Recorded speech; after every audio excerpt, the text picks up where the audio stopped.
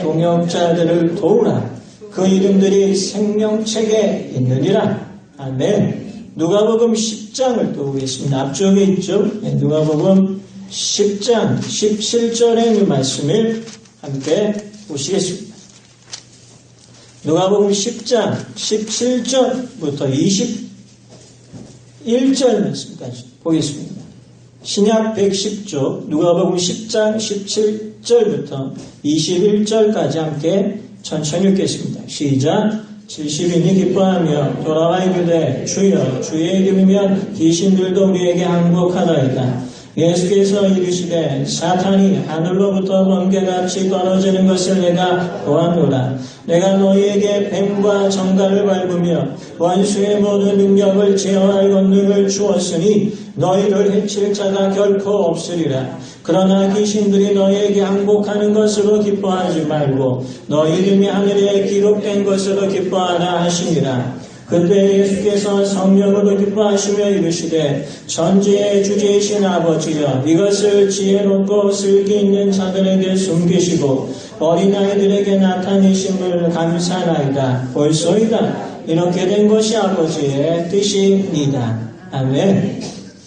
구원의 기쁨 그리고 생명책이라는 말씀을 함께 오늘 나누고자 합니다. 함께 은혜 받으시고 또한 새로운 하늘 기쁨으로 한 주간 충만한 기쁨으로 살아가시기를 축원합니다.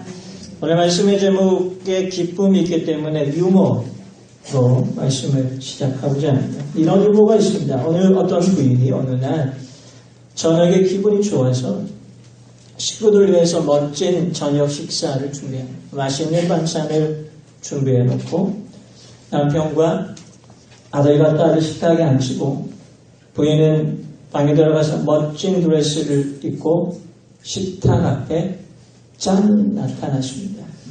또 식사하기 전에 이렇게 세 식구에게 질문을 합니다. 오늘 식탁의 음식이 참 좋아요. 그리고 내 모습은 어때요? 참 멋있죠? 자, 그러면 이러한 엄마의 모습을 보았을 때 고사성어 네 글자로 뭐라고 할까요? 부인이 좀 이 세 식구에게 기대했던 네 음절의 고사성어는 금상첨화였습니다. 아들이 식탁에 맛있는 음식과 엄마의 모습을 보고 아들이 대답합니다. 엄마, 자화자찬. 엄마가 좀 실망했지만 딸을 보면서 얘야, 참 멋진 음식과 예쁜 엄마의 모습을 보니 어때? 라고 하자 딸이 말합니다. 과대망상. 여보, 당신밖에 없어요. 자, 오늘 지금처럼 저의 예쁜 내 모습을 본 적이 있어요? 그래 남편이 말합니다. 금시초문. 미국 스탠포드 의과대학에서 건강한 성인 남자를 대상으로 웃음의 효과를 실험했습니다. 1시간 동안 웃음이 터지는 비디오를 보여준 후에 몸속에서 일어난 변화를 혈액을 통하여 검사했더니 암을 억제하는 호르몬이 평소보다 200배가량 증가를 했다고 합니다. 스탠퍼드 윌리엄 브라이언 박사는 사람이 한바탕 크게 웃으면 몸에 있는 650개의 근육 중에 231개의 근육이 움직인다. 위장이 움직이고 신장이 움직이고 폐가 움직이면서 건강해진다라고 합니다. 여러분 그 1분을 웃으면 이틀을 더 산다라고 합니다. 네. 장수하시기를 축원합니다.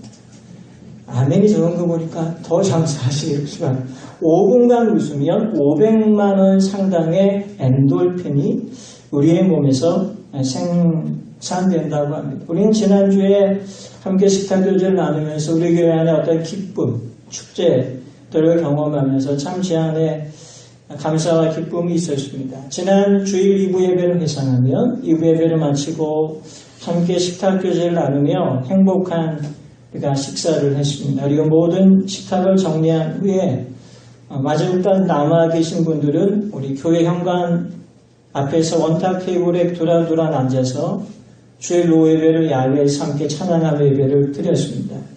참 은혜가 있었고 기쁨이 있었어요. 우리의 기쁨의 심장부에는 해 뜨는 데부터 해지는데 이 찬양을 율동으로 할 때 모든 분들의 입가에 웃음꽃이 피었습니다. 특히 정관승 권사님, 김근하 집사님이 일어나서 몸으로 찬양할 때 찬양하라 여호와의 모든 종들아, 이 대목에서 두 분이 손을 서로 대하고 온몸을 움직이면서 율동하는 모습을 보는 모든 분들이 참 기뻤고 웃음이 있으죠. 저는 그때 제 시선에 잠깐 스쳐 지나가는 우리 교회 유초동부 학생 한 명이 교회 마당을 싹 스쳐 지나가면서 은비가 싹 스쳐 지나가면서 정관사님과 김사님을 탁 보더니 혼자씩 웃더라고요. 제 시선이 은비의 웃는 시선을 딱 보면서 제 앞에서 율동하는 정권사님과 김집사님이 더 이상 제 마음이 없으시죠. 오직 은비의 웃는 모습이 제 마음에 확 들어가죠. 그리고 예배를 마치고 며칠 동안 은비의 웃는 모습을 제가 잊을 수가 없는 거예요. 교회마다 원탁 테이블에서 함께 손뼉 치며 율동하는 우리 장년들의 예배를 아이들이 지루해하지 않고 은비의 웃는 모습을 보면서 떠오르면서 아 그래 이거다. 앞으로 정관승 권사님과 김근하 집사님 율동을 해야 되겠다. 그러면 우리 교회에 기쁨이 가득 찰 것이다. 아 이것이 복음이다. 며칠 동안 제 안에 기쁨이 있었고 참 감사했습니다.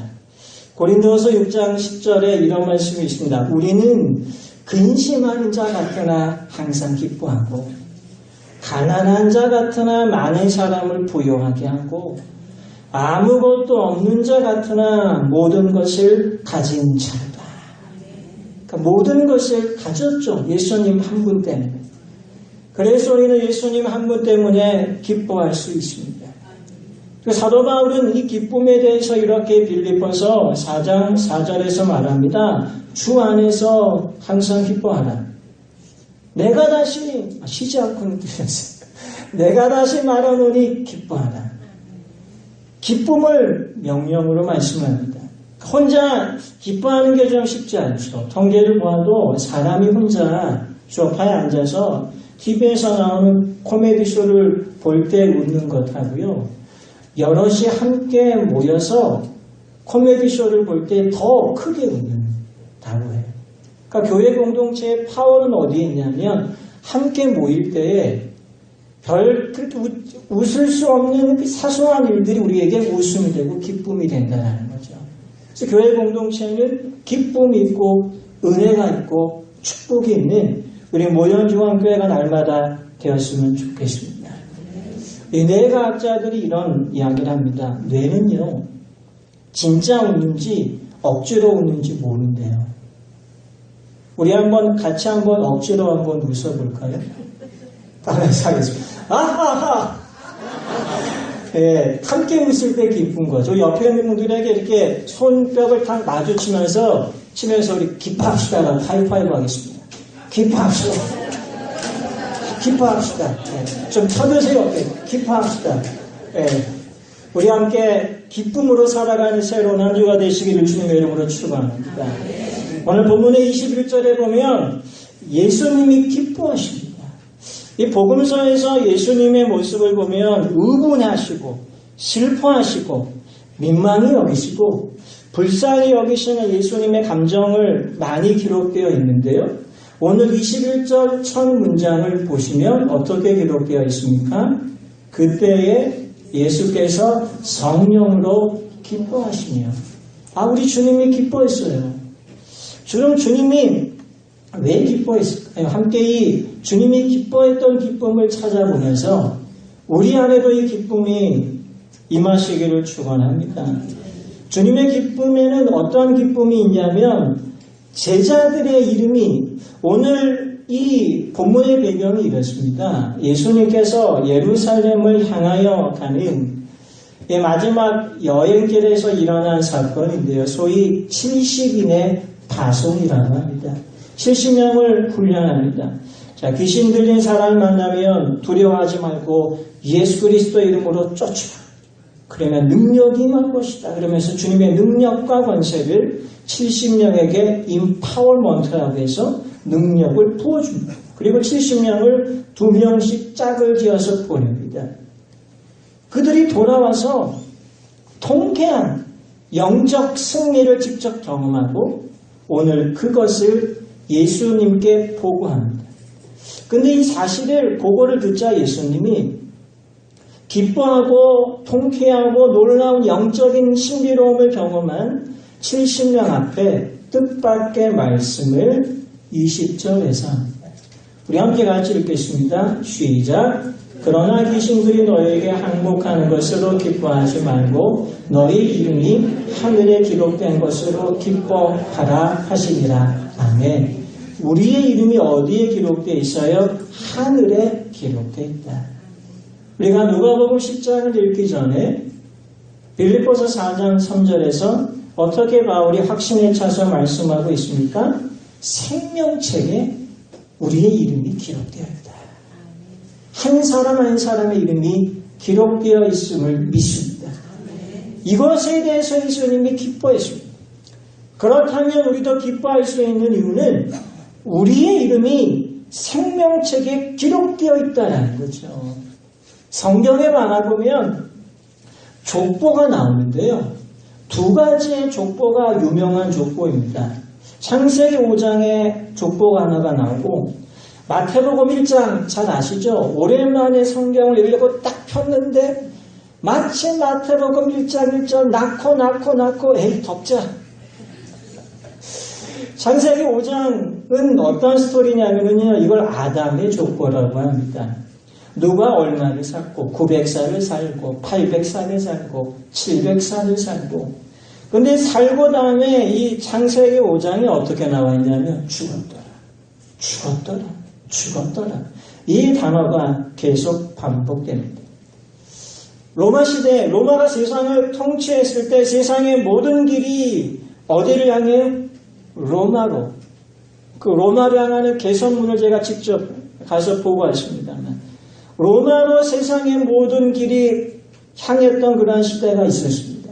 우리의 인생의 모든 길은 죽음으로 향합니다. 살아생전 얼마나 성공했든 얼마나 위대한 일을 했든 얼마나 많은 돈을 벌었든 얼마나 사회적인 지위를 누렸던 결국은 창세기 5장에는 말씀처럼 죽었더라. 이것이 운명입니다. 그래서 창세기 5장의 족보를 사망의 족보라고 합니다. 그런데 마태복음 1장 1절 신약 성경의 첫 줄은 어떻게 시작되냐면 아브라함과 다윗의 자손 예수 그리스도의 세계라. 세계의 뜻이 뭐냐면 족보라. 예수 그리스도의 족보라. 근데 여기서는 참 너무나 좋습니다. 낳고.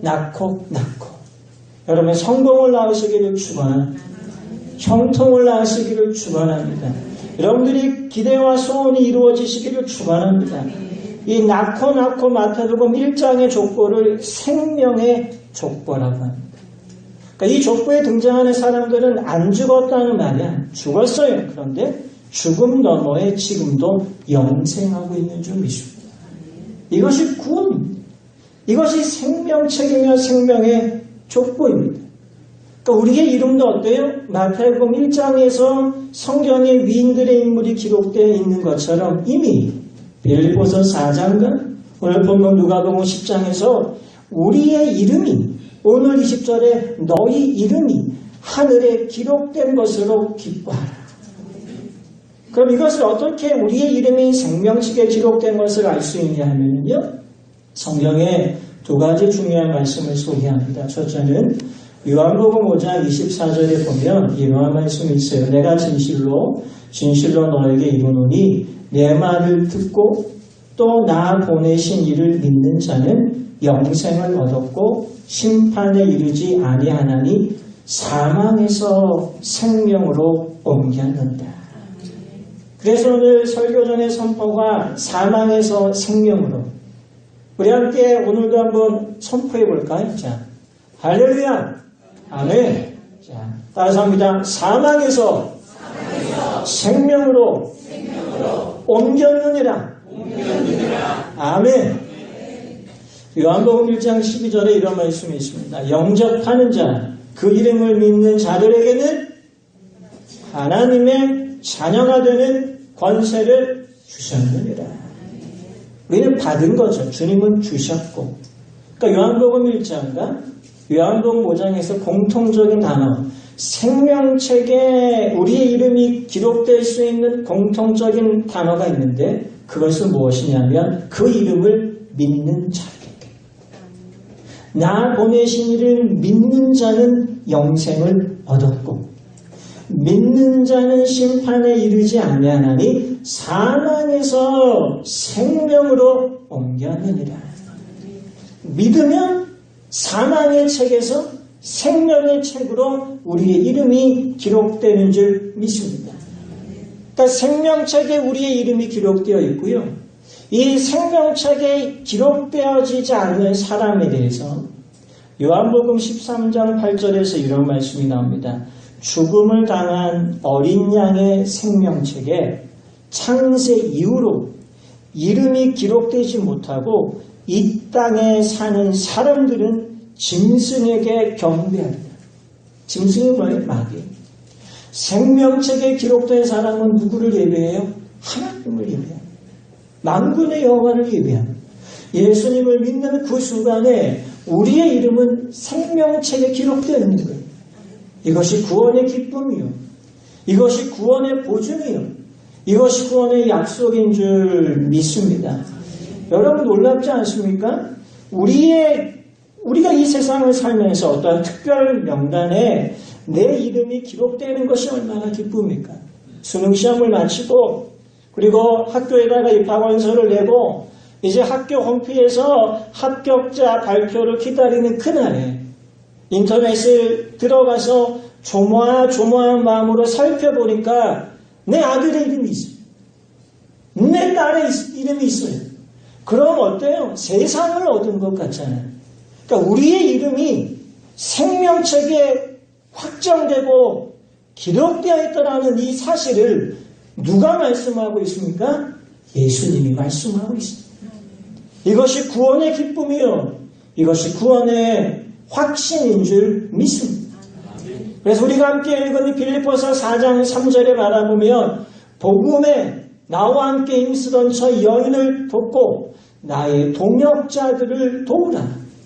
우리는 함께 도와야 되는 거예요. 그리고 그 다음 문장이 무엇입니까? 그 이름들이 생명책에 있느니라. 우리의 이름이 생명책에 있습니다. 또 소망하는 것은 우리의 사랑하는 식구들이, 우리의 사랑하는 친구들이, 우리의 사랑하는 이웃들의 이름이 생명책에 기록되도록 우리는 기도해야 합니다.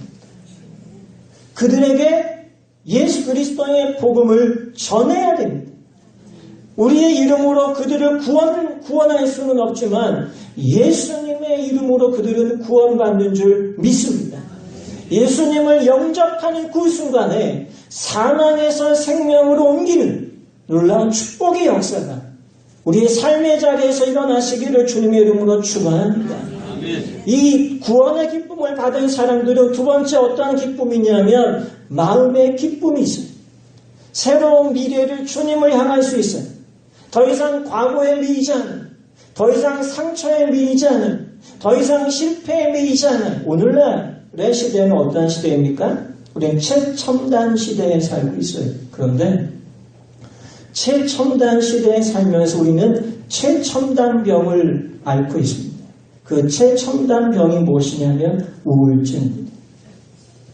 마음의 우울증, 마음의 낙심, 마음의 비관적인 마음, 마음의 디프레스되는 마음, 마음의 침체되는 마음, 마음이 점점 무엇인가 어둠으로 끌려가는 이 우울한 마음.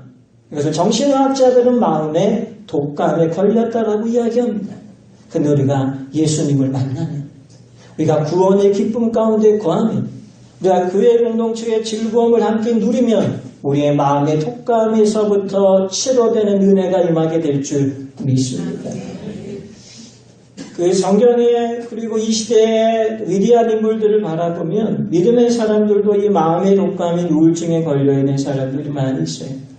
많은 그 목회자들이 가장 그 좋아하고 존경하는 인물이 그 미국의 인디안 선교사로서 사역을 감당하다가 일찍 예수님의 나이에 부르심을 받은 데이비 브래드라고 하는 아주 위대한 선교사가 있습니다. 이분의 책을 보면 자기 자신에 대해서 이런 고백을 합니다. 나는 아주 마음이 외롭고 우울한 사막에 살고 있다. 그 다음 대목이 이렇습니다. 나의 영혼은 피곤에 쩔어 있고 나는 간절히 죽기를 갈망한다. 마틴 루터도 이러한 고백을 그랬었습니다. 나의 영혼이 우울을 지나는 과정을 겪었다. 한때의 우울증에 걸린 그리스도인들, 한때의 마음의 침체를 경험한 그리스도인들이 참 많이 있습니다. 그런데 하나님의 은혜는 어떠냐 하면 우리가 우리의 마음이 말씀을 들어 새롭게 회복될 때도 하나님의 은혜가 임하지만 우리의 마음이 우울한 마음 속에 있어도 하나님은 우리와 함께 하십니다. 그러니까 하나님의 은혜는 어때요? 통전적입니다. 내가 기쁠 때도 우리에게 은혜를 주시지만 내가 갈등이 있고 우울이 있고 고민스러운 그러한 우울의 밤을 보낼 때도 어때요? 하나님은 우리와 함께 하시는 줄 믿습니다. 그래서 우리는 이 우울함을 잘 다루면 이것이 자기 성숙의 기회가 될 수 있어요. 우울증은 빗나간 자기 집중이지만 우울증을 통하여 자기의 자랑을 결별하고 자기의 교만을 결별할 수 있는 시간이 되면 오히려 하나님을 만나는 시간이 됩니다. 그러니까 예수님을 믿는다. 예수님을 만났다라는 것은 무엇입니까? 과거를 단절하는 거예요. 어둠을 단절하는 거예요. 죄를 단절하는 거예요. 왜냐하면 예수님 때문에 우리가 죄사함을 받은 줄 믿습니다. 그러니까 구원의 기쁨은 과거를 떠나서 새로운 미래를 향하는 겁니다. 근데 이 미래가 불안한 것이 아니에요. 미래가 초조한 것이 아니에요. 왜냐하면 우리의 구원자예요. 우리 인생의 주인인 예수님이 우리의 미래를 책임져 주실 줄 믿습니다. 우리의 자녀를 책임져 주실 줄 믿습니다. 그래서 우리의 마음이 구원의 기쁨 가운데 우리의 마음이 균형을 갖고 우리의 감정의 밸런스를 유지하는 것이 매우 중요합니다. 제가 월요일날 새벽에 이런 말씀을 제가 새벽기도 잠깐 전했던 적이 있어요. 현대인들의 마음과 감정은 복잡하다. 왜냐하면 요즘의 시대는 심플한 시대가 아니라 요즘의 시대는 상당히 복잡하고 다원화된 시대입니다. 인공지능 시대요, 가상 시대입니다. 인공지능이 인공지능을 업그레이드합니다. 우리가 스마트폰을 내가 업그레이드할 필요 없이 스마트폰에 있는 이 CPU가 인공지능이 데이터를 받아서 업그레이드를 합니다. 벌써 팩추얼 시대라고 해서 탈사실주의 시대를 살아가고 인터넷이 난무하면서 가짜 뉴스가 난무하는 시대적으로 환경적으로 쉽지 않은 시대에 살아가요. 그 다원화되고 복잡한 문화 속에 살다 보면 시달리는 것이 있는데 무엇이 시달리냐면 우리의 생각이 시달립니다. 우리의 감정이 오늘 매스미디어에 시달리다 보면 이 감정을 우리 마음 스스로 통제하지 못합니다. 그래서 사람의 생각이 복잡해져요. 제가 크리틱을 하는데 어느 목사님이 그런 말씀을 합니다. 현대인들이 위험한 이유는 생각이 복잡하기 때문입니다. 생각이 복잡하게 되면 감정이 어떻게 되냐면 마음속에 분노 조절을 못하고 슬픔이 오고 외로움이 오면서 사람이 힘들다 보면 사실을 믿는 것이 아니라 감정의 느낌을 믿어요. 여러분 감정의 느낌은 믿을 게 못 되는 거예요. 우리가 진리를 믿어야 되고 말씀을 믿어야 되고 예수님을 믿어야 되는데 내 마음이 감정에 압도되다 보니까 팩트를 보는 것이 아니에요. 사실을 보는 것이 아니에요. 사실은 무엇입니까? 하나님이 우리와 함께하는 것이 사실이요. 예수님이 역사 가운데 오신 것이 사실이요. 하나님이 우리를 축복하시는 것이 사실인 줄 믿습니다. 근데 생각이 복잡해지고 이 감정을 컨트롤하지 못하게 되면 감정에 휩쓸리게 돼요. 우리가 가끔씩 이 명화를 보면 이 화가 고우의 이 귀가 어떤 천으로 이렇게 감겨져 있는 그런 그림을 봅니다. 왜 그러냐면 고우가 너무나 감정적으로 예민해서 자신의 감정을 극복하지 못하고 자기의 길을 스스로 잘라버립니다. 그러니까 오늘날 우리 시대에 이 감정의 밸런스를 유지하지 못합니다. 꼭 이렇게 비유를 할 수 있어요. 부침개를 하면 어때요? 한국 사람의 정서에 비가 오면 뭘 먹고 싶죠? 부침개를 먹고 싶잖아요. 근데 부침개를 만들 때 어때요? 양면을 잘 구워야 되죠. 한쪽 면만 구워서는 안 되고 그 다음 면을 구워야 되는. 이건 무엇입니까? 감정의 다양한 면이에요. 생각의 다양한 면의 균형을 어떻게 잡아가느냐. 그래서 이 감정이 무너져서 영적인 부분까지 무너졌던 구약의 위대한 인물이 누구예요? 엘리야죠. 엘리야가 왜 감정이 무너졌습니까? 이세벨이 어느 날 엘리야에게 내가 내일 이맘때에 반드시 엘리야 너를 죽이겠다. 사람이 시각적으로 환경에 들어오고 조건에 들어오고 세상에 들어오고 사람이 들어오게 되면 기도가 바뀌는데 거룩한 기도, 파워풀한 기도, 응답을 추구하는 기도, 영적인 것을 사모하는 기도를 했던 엘리야가 갑자기 어리석은 기도를 해요. 로마서 11장과 열왕기상 19장에 바라보면 로뎀나무에 엎드려서 그가 어떠한 어리석은 기도를 하죠? 주님, 저를 죽여주옵소서. 그런데 하나님은 이 엘리야의 기도에 어떻게 하세요? 응답을 거절합니다. 왜 하나님이 응답을 거절하죠? 우리 하나님은 어리석은 분이 아니세요. 우리 하나님은 고집스러운 분이 아니세요. 우리가 어릴 때 어리석게 고집스럽고 어리석은 기도를 엘리야처럼 할 때가 있어요. 왜요? 우리의 감정이 무너졌기 때문에, 우리의 생각이 무너졌기 때문에, 우리가 상처와 실패와 아픔과 후회 가운데 우리의 마음이 사로잡히다 보면 우리의 기도 또한 엘리야처럼 어리석은 기도를 할 때가 있는 거예요. 그래도 감사한 것은 무엇이냐면 그래도 기도해야 될 줄 믿습니다. 어찌됐든 기도해야 되는 거예요. 어찌됐든 엘리야가 로뎀나무에서 기도하자 하나님이 어떻게 합니까? 그를 먹이고 입히시고 그를 호렘산 굴에 가게 하시면서 하나님의 영광을 보여주는데 어떻게 보여줍니까? 호렘산과 시내산을 진동합니다. 지진이 난 후에 하나님이 계시지 않았다.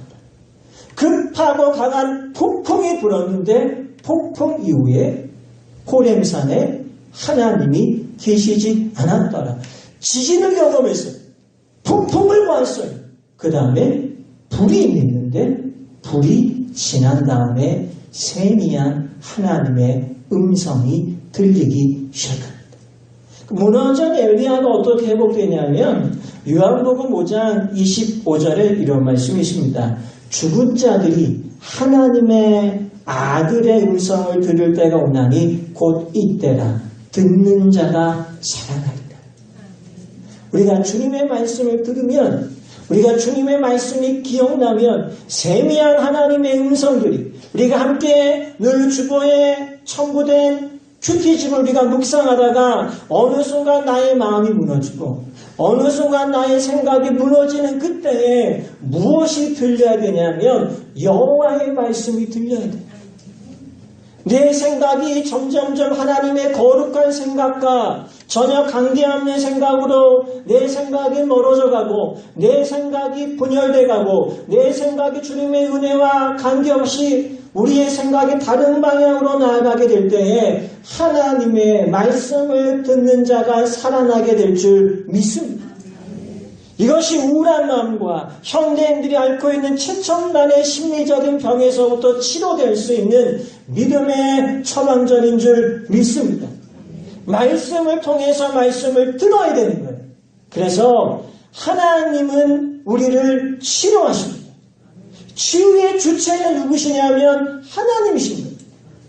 치유라는 것이 무엇이냐면 하나님의 치유를 경험하게 되면 인생이 제자리를 찾게 되고 하나님의 구원의 능력을 경험하게 되면 인생이 정성으로 돌아가는 것이 치유이며 하나님의 은혜와 주님의 말씀을 받게 되면 온전한 사람이 되는 줄 믿습니다. 하나님을 떠나면 외로운 거예요. 하나님을 떠나면 생각이 복잡해지는 거예요. 하나님을 떠나면 나는 아무런 것도 아니야. 이러한 다른 마음이 내 마음 가운데 드는 거예요. 그런데 하나님을 만나면 예배를 드리면 우리의 외로움과 우리의 두려움이 떠나고 우리의 감정이 온전한 상태로 회복되게 될 줄 믿습니다. 캐나다의 심리치유 저널에서 이러한 임상 결과를 발표했습니다. 요즘에 현대인들이 너무나 우울증을 앓는 사람이 많으니까 임상 결과 보고를 했는데 한 달에 한 번 주일날 교회에 와서 예배에 출석하는 사람은 우울증 발생률이 20% 감소한다. 목사님 감사합니다. 한 달에 한 번만 교회에 나오면 되겠군요. 한 달에 한 번 나올 때 20% 감소한다는 이야기는 무엇입니까? 한 달에 몇 번 나오면? 5번 나오면 5 곱하기 20 하면 뭐죠? 100이죠. 100% 치료되게 될 줄 믿습니다. 하나님의 말씀은 능력이에요. 하나님의 말씀은 소망인 줄 믿습니다. 시편 42편 5절에 보면 내 영혼아 내가 어찌하여 낭망하며 어찌하여 내 속에서 불안하여 하는고 너는 하나님을 바라라. 그 얼굴을 도우심을 인하여 내가 오히려 찬송하리로다. 시편 150편 바라보면 그의 능하신 행동을 인하여 찬양하며 그의 지극히 광대하심을 쫓아 찬양할지어다. 우리가 찬양할 때 우리의 감정이 밸런스를 유지하게 될 줄 믿습니다. 우리가 주님을 예배하게 될 때 구원의 기쁨이 우리에게 임하게 될 줄 믿습니다. 그래서 주님은 너희 이름이 하늘에 기록된 것으로 기뻐하라. 믿음의 사람들은 기뻐하는 사람이요. 믿음의 사람들은 감사하는 사람이요. 믿음의 사람들은 전도하는 사람들인 줄 믿습니다. 오늘 마지막으로 오늘 70명이 나아가서 전도할 때 이스라엘의 중심 도시인 예루살렘에서 전도하는 것이 아니라 그냥 시골 들녘을 돌아다니며 들판을 돌아다니며 한두 명 만나는 사람들에게 예수님을 믿으세요. 예수님을 믿으면 치료됩니다. 이렇게 복음을 전했어요. 참 어떻게 말하보면 세상에서 주어받지 못하는 그러한 사역을 예수님이 70명에게 파송해서 보냈어요. 그런데 어떠한 일이 있습니까? 오늘 18절에 있는 말씀을 함께 같이 읽겠습니다. 시작. 이르시되 사탄이 하늘로부터 번개같이 떨어지는 것을 내가 보았노라. 아멘. 전도 활동이 내가 누군가에게 예수님의 이름을 전하는 그것이 어떻게 말하면 별로 대단치 않아 보이지만 예수님은 전도할 때 어떤 일이 있어요? 하늘, 여기서의 하늘이라는 것은 무엇을 이야기하냐면 성경에 하늘이 세 가지 하늘이 있습니다. 바울이 보았던 하늘은 어떠한 하늘이죠? 3층 천. 3층 천은 무엇입니까? 하나님이 다스리시는 하늘이 3층 천입니다. 그러면 3층 천 밑에 무엇이 있죠? 2층 천이 있어요. 2층 천이 무엇입니까? 에베소서 4장과 5장에서 이야기하고 있는 정사와 어둠의 권세자들이 움직이는 영역이 2층 천이라고 하는 하늘입니다. 오늘 본문에서 예수님이 이야기하고 있는 하늘로부터 번개같이 떨어지는 것은 어둠의 마귀들이 있는 영역이 두 번째 하늘입니다. 그러면 첫 번째 하늘은 무엇입니까? 우리가 눈을 들어서 보는 하늘입니다. 그래서 축복을 받으려면 우리의 기도가 어디로 올라가야 돼요? 3층 천으로 올라가야 돼요. 이것이 영적인 돌파입니다. 땅에서 풀면 하늘에서 풀기가 이 말씀이 무엇이냐면 3층 천에 있는 문이 열리는 거예요. 그럼 무엇을 통과해야 됩니까? 2층 천을 통과해야 되는 거예요. 어두움의 영역을 통과해야 되는 거예요. 이것은 무엇으로 통과할 수 있어요? 예수 그리스도의 이름으로 통과할 수 있는 거예요. 그러니까 전도할 때는 누구의 이름을 전하는 거예요? 예수의 이름을 전하는 거예요. 우리의 삶 가운데 예수의 이름을 앞세우게 될 때 사단이 소멸되게 될 줄 믿습니다. 영국의 옥스퍼드 캠브리지 대학 교수인 C.S. 루이스가 이런 말을 했습니다. 현대의 미래, 마귀에 대한, 오늘 본문은 귀신이라고 나오는데 사단에 대한 두 가지의 극단적인 편견을 가지고 있습니다. 첫째는 지나치게 마귀를 믿는 것이요. 둘째는 아예 영적인 존재인 마귀를, 사단을 안 믿는 유형입니다. 첫째의 유형, 마귀를 지나치게 믿으면 두려움에 사로잡힙니다.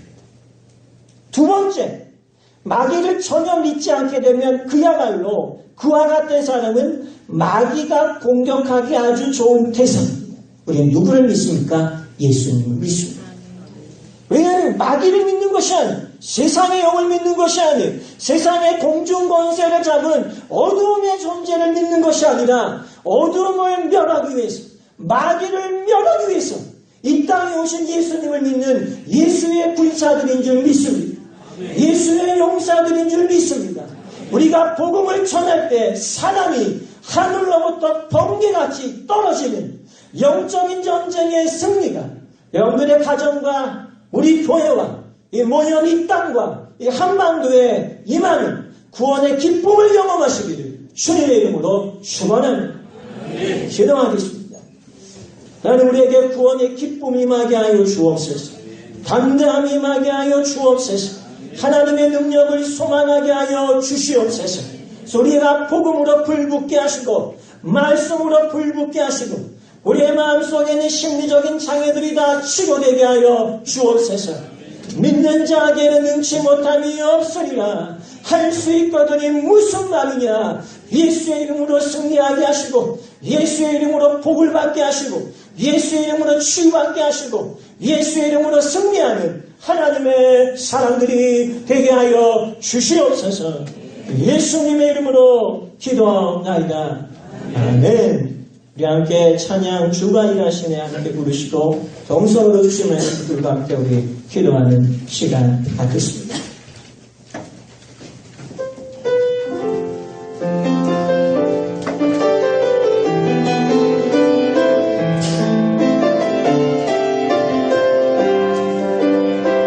남이 처음으로 갈 때, 남이 처음으로 갈 때, 힘들었어 걸을 때, 그때가 하나님의 때, 내 힘으로 안 될 때, 이 손으로 걸을 때, 내가 고백해 여호와의 날이 처음으로 갈 때, 날이 처음으로 갈 때, 힘들었어 걸을 때, 그때가 하나님의 때, 내 힘으로 안 될 때, 빈손으로 걸을 때, 내가 고백해 여호와의 주가 일하시네, 주가 일하시네, 주가 일하시네, 주께 아끼지 않는 자에게 주가 일하시네, 주가 일하시네, 신뢰하며 걷는 자에게 주가 일하시네, 주가 일하시네, 주가 일하시네, 주께 아끼지 않는 자에게 주가 일하시네, 주가 일하시네, 신뢰하며 걷는 자에게 날이 처음으로 갈 때, 날이 처음으로 갈 때, 힘들어서 걸을 때,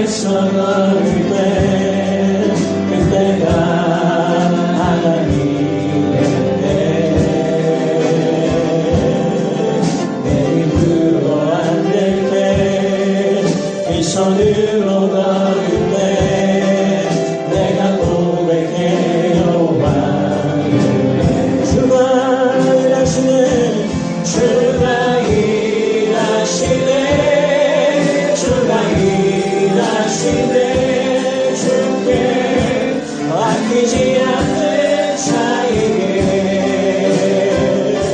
주가 일하시네 주가 일하시네 신뢰하며 얻는 자에게 주가 일하시네 주가 일하시네 주가 일하시네 주께 아끼지 않는 자에게 주가 일하시네 주가 일하시네 신뢰하며 얻는 자에게 주가 일하시네 주가 일하시네 주가 일하시네 주께 아끼지 않는 자에게 주님 역사소서 주가